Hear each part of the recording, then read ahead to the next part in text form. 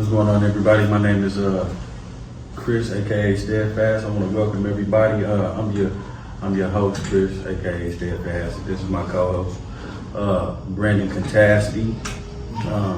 Tonight we want to welcome our special guest to the South Spoken channel, Mr. J. Reddy. It's a pleasure, my brother. You know what I'm saying? That's all mine. My love one right there. I think what the people would like to know, or what I would like to know myself, is who is, we call you J. Reddy. We know you as the loved one, but explain, if you could, in a little detail, who was Jarrell? And can we go back to your upbringing? Yeah, we could do that for sure. Let's take it back then, man. Let's see. Where should we start? Where do you want to start at? Anywhere you want. Anywhere you want to, but prior the information and Yeah, you should childhood. really. How was your household? Did you have your mother and your father? Yes. For when I was born, yes. You know, so when I was born, my mother and father was married. Let me see, about maybe 7 years old. Really before that. I'd say maybe like 4 years old when I started to come into consciousness of what's going on around me. That's when, you know, things in my household started to take effect. Things started to take effect when I started to notice, when I was old enough to notice things that wasn't right, you know, because my father, you know, he had, you know, his shortcomings. He had demons that he was adhering to, and, you know, that was affecting our household, you know, especially it would affect my mother, and it would affect us, you know, in turn by affecting her, you know, so that lasted up until I was about 7 years old, and then they would separate, and, you know, my father, you know, he would try to come back into her life. I feel like, that was just whatever he was going through. That I feel like he needed to always be or know what she's doing or something like that. You know, it was a lot of abusive things going on with my mother. So, you know, seeing that, you know, it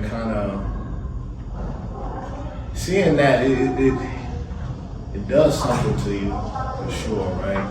But at the same time, I couldn't bring myself to hate my father.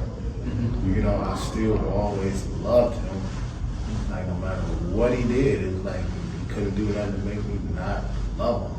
You know? That's right. So, you know, just coming up with my brothers and sisters, we, you know, lived in, we had some good circumstances, and we had bad circumstances to where we was in a one room with 2-3 in a bunk bed. You know what I'm saying? And, you know, then my mother had left, and we got our own place, and we had a 5-bedroom house with 2 full bathrooms.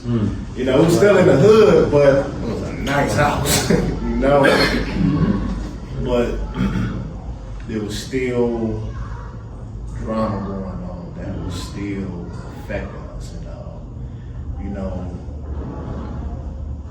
I think that created some kind of, like, when everything seems calm and then it's like a storm out the blue, it's like creates like this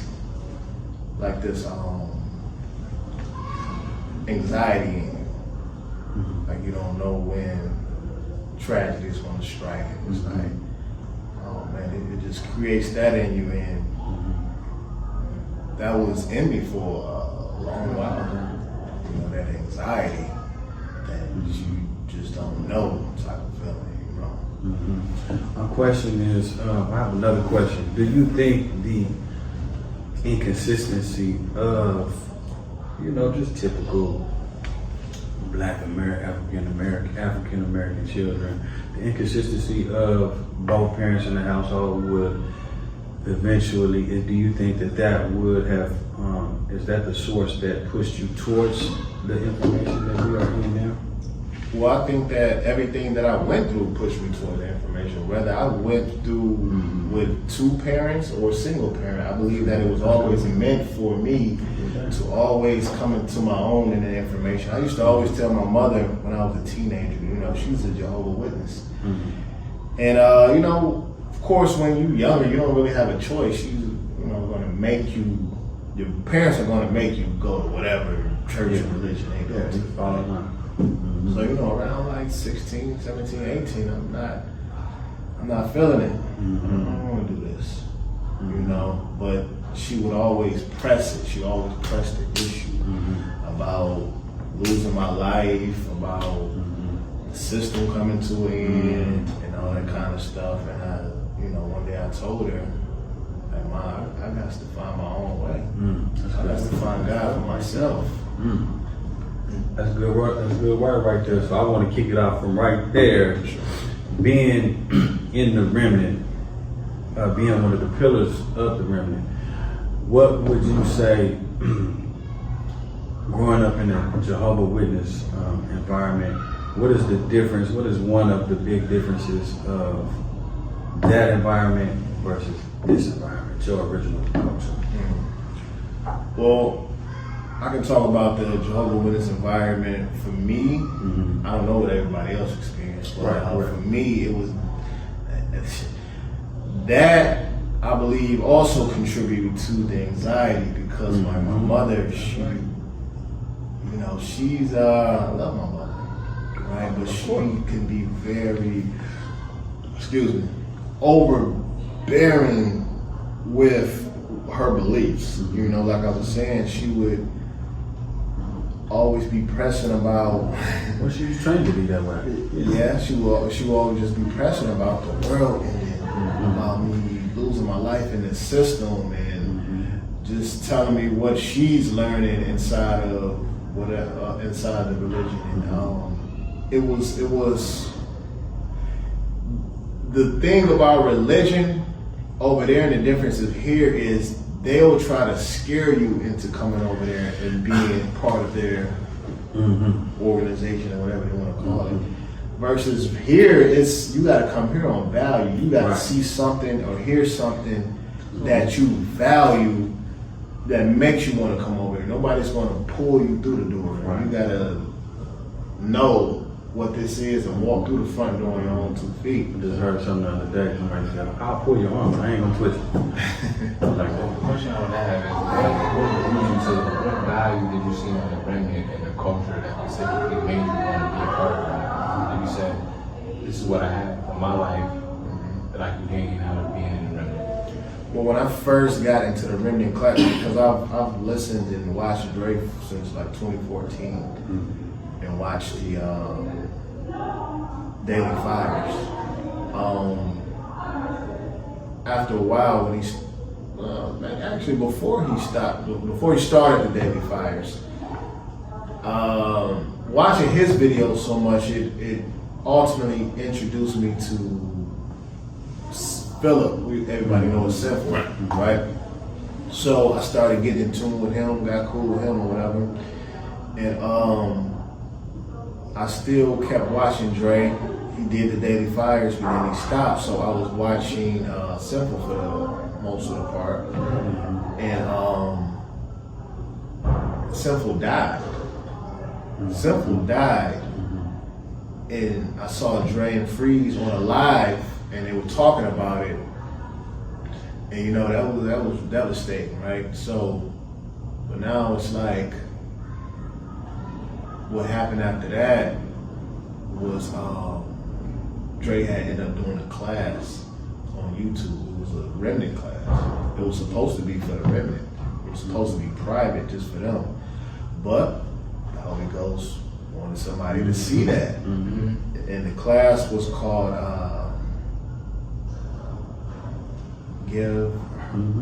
Not give not, Not just just strength to one. one. There we go. Thank you. In that class right there, now I've seen plenty of Dre's messages. I've seen the Daily Fires, but this one was different. You know, I believe that from 2014 up to, when was that I got in, like December 2020? No, I didn't get in December 2020. No, man, was that then? Yeah, I got in around December.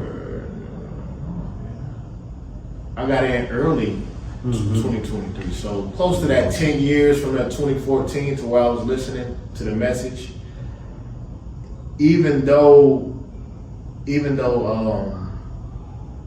know, I was listening to Daily Fires and all that, I felt like the seed was planted, but it hadn't hatched, it hadn't started to grow yet until that time I watched that class. And then it was, you know, evidence like, okay, there's something in this class other than all the classes, something in me actually that's willing to go and pay $50 for these classes, which before you wouldn't catch me paying for no type of information. I'm not paying. You know, that was just me. I had the miser's mindset of I don't want to pay for anything like that, and if I can get it for free, I'm gonna get it for free. And I didn't know it was what the Remnant was or anything when I first came here. I didn't know what it was. So when I first got in, I had questions about, you know, who we are, because the information is telling, you know, when we're talking in the class, Dre's doing classes, telling us who we are, you know, the Israelites and the culture of the Israelites and, you know, all of that type of stuff. So I had questions about that because I've always, you know, been curious about that. So as time went on,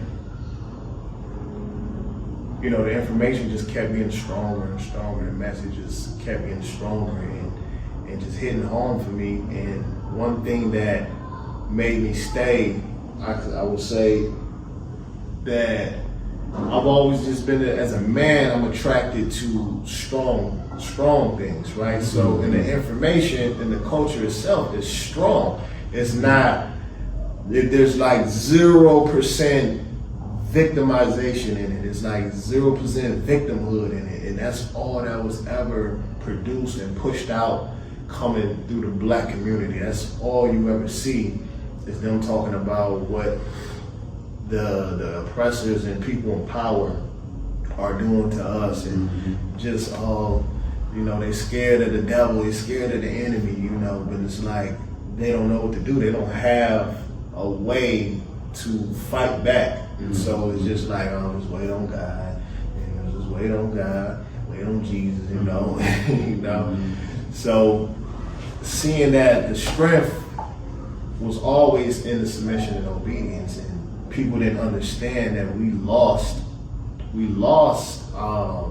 we are. We lost that relationship and that culture with our God because of our disobedience, and, you know, and learning that and seeing that, okay, that's why people are sitting around wondering like, oh man, like why did God let this happen to Israel? Why did He let you know, slavery happen? God can't be real, you know, and all other devastating things that people see happen that makes them not want to believe, but they don't understand who they even are. So for the information to give me my identity back and show me who I am, and show me that there's power in me, in our culture, and there's a definition of how the Most High sees me as a royal priesthood, you know, that's the type of stuff that attract me over here, because everything they got out there in the world is, you know, is weak, it's victimized, it's they doing this to me, they doing that, you know, and so report information, we all had particular weaknesses and stuff like that. And so what I wanted to ask you was, now that you got into the information, you see the value, what it could do in your life, what has the information overcome in your life? What has it salted out of your life up to this point? I believe that the assaulting is definitely still going on. But one thing I would say is the eagerness for sex. You know, the eagerness to, because, you know, since I've been out here, March, you know, there's been haven't been in a rush to go get with a woman or something like I would have been back home or something. I could have been did that. How come? Well, why do you feel that is not an activity that you want to partake in, that most of the world feels like, okay, I gotta go get this woman because she looks a certain way? Why do you feel that way now? Well, because I know that there's a responsibility, an accountability for me as the man to bring a woman into my life.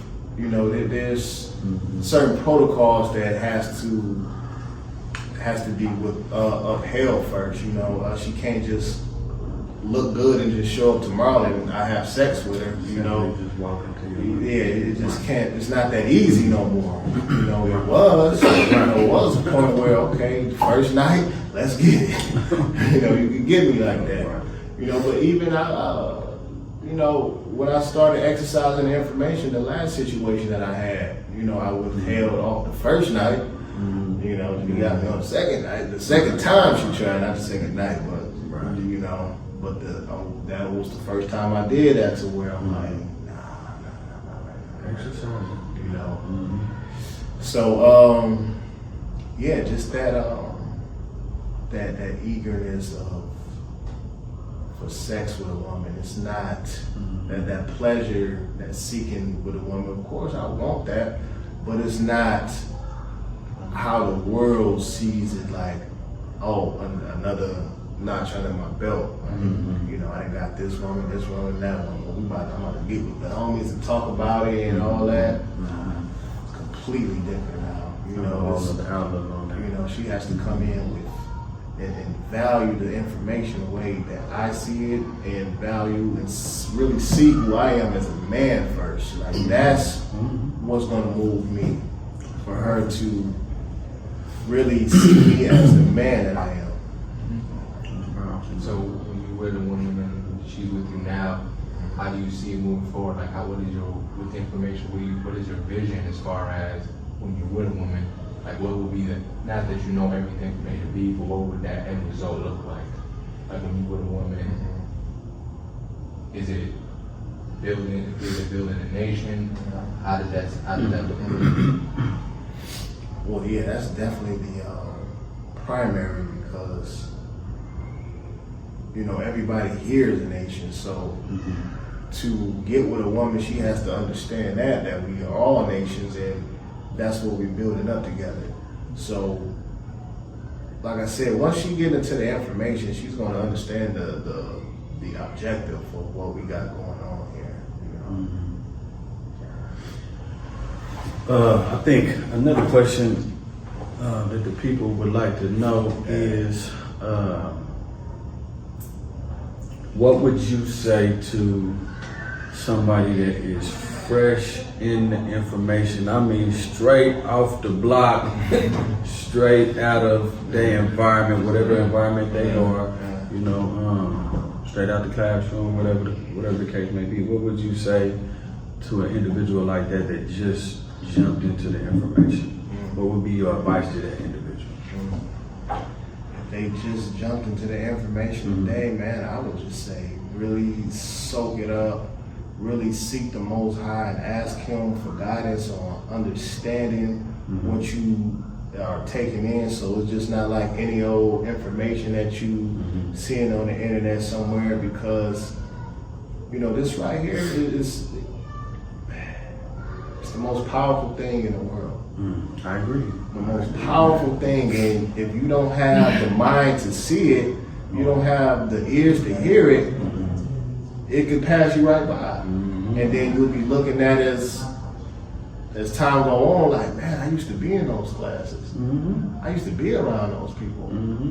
You know, and, you know, if you ever wondered, like, what your real culture is and where you from, like, people always say Africa and it's Egyptians and all this, you know, I would definitely say get into the classes because they're going to show you who we really are, and you know, just the power and the love that the Most High have for His people. Nobody else but His people.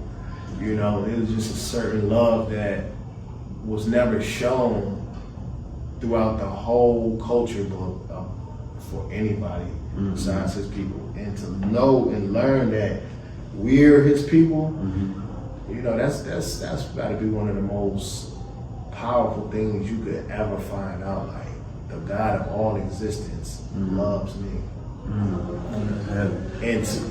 And to, like I said, once you get into the information and stick to it and stick in it, you know, you're going to eventually see that.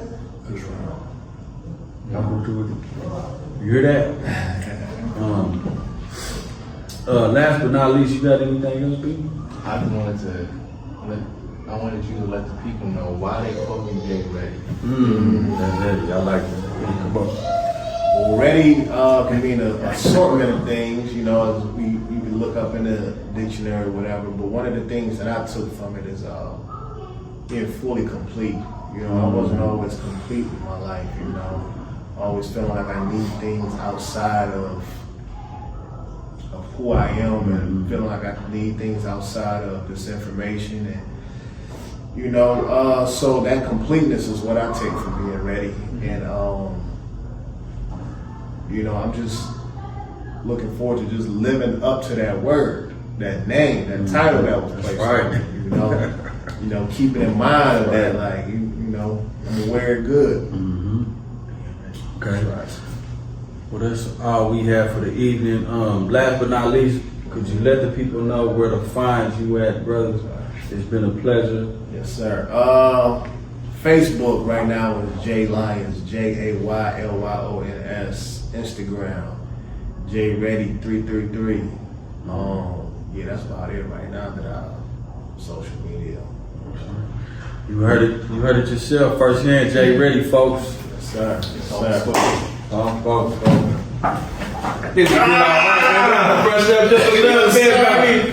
I did pretty cool, man. I did pretty cool. Yes, sir. That was pretty cool, man. I like it. I got to brush up on my little interviewing skills just a little bit, but yeah, I want to get back in